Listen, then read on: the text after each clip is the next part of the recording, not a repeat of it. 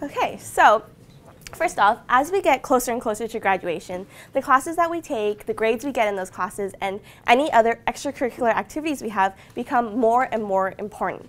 And so our schedules tend to start looking a little something like this, and our to-do list like this. It has all the classes we need to attend, presentations and assignments to hand in, applications to complete, and any other obligations that you have. But we've also got TV shows to watch, Facebook, Twitter, and text messages to check, and of course, those 5 lives on Candy Crush. We need more hours in a day. There just isn't enough to complete everything we need to or want to do. As a result, we've turned to multitasking. In the bustle of daily life, multitasking has become a necessity. It saves time, it allows us to do more at once, and it frees up our schedule for other things. But is this really such a good idea? Well, obviously, we can multitask. I can talk and walk at the same time if I had the room.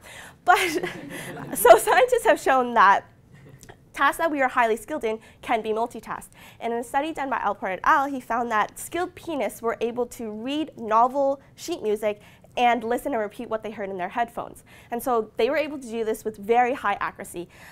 That was not significantly different from people who just did it individually, like each task on its own.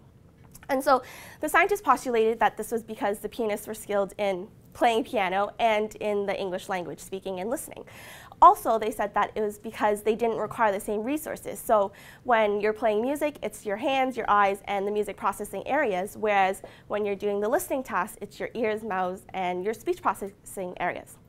But on tasks that are difficult or on tasks that do require the same resources, the brain becomes divided in trying to perform both tasks. And so in an MRI study done by Manhart, he was able to record the activity that the brain had when doing single or double tasks. And so in the first 2 bars, you can see the brain activity for a listening task and for a 3D mental rotation task. The 3rd bar shows the theoretical amount of activity there should be in the brain to complete the activities.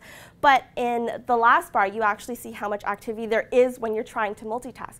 And so as you can see, the brain doesn't actually increase activity in order to accommodate the additional tasks. It simply divides its resources. And so in reality, multitasking is detrimental to performance. We already know that while driving and talking can lead to car crashes. More importantly to university students, multitasking actually hinders learning. When you're multitasking, the brain engages in a type of automatic learning. It goes into autopilot because it just doesn't require it for full attention.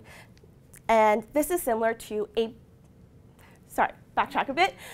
In this situation, your brain actually doesn't learn as well. And so the knowledge that you gain here is restricted to the circumstances in which it was learned. It is unable to be applied to new circumstances. This is similar to a plane on autopilot. And as it's going, it's not able to change from the settings it was originally engaged in. Focused learning, on the other hand, does result in flexible knowledge, knowledge that you can apply in novel circumstances and in novel ways. This is the proverbial thinking outside of the box. So not only is your knowledge of a lower quality, you actually have lower comprehension and retention when you're multitasking. In a study done by Ellis et al. Found that students who were simply texting 3 times in class had significantly lower test scores than those who did not text during class. And then Hembrook and Gay also found that students who had their laptops open and were browsing during class had significantly lower recall and recognition than students who did not have their laptops open. So really, when you're trying to multitask, you're really just distracted from your primary task. And so not only are you ineffectively learning, you also take longer to ineffectively learn. So when you're trying to perform multiple tasks at once, the brain is unable to perform it all at the same time, and thus it must switch between tasks. This takes time. It takes time for you to decide to switch tasks, and then reorient to your new task. How long does it take, you ask? Well, in a study by Rubenstein et al., he had participants simply do 2 tasks, check their email and write a report at the same time. This took 1.5 times longer than participants who simply did one before completing the other one. And so in reality, multitasking is really ineffective. And so my advice to you is to, with the same ferocity that Olympians train for one event, focus on one task. Thank you.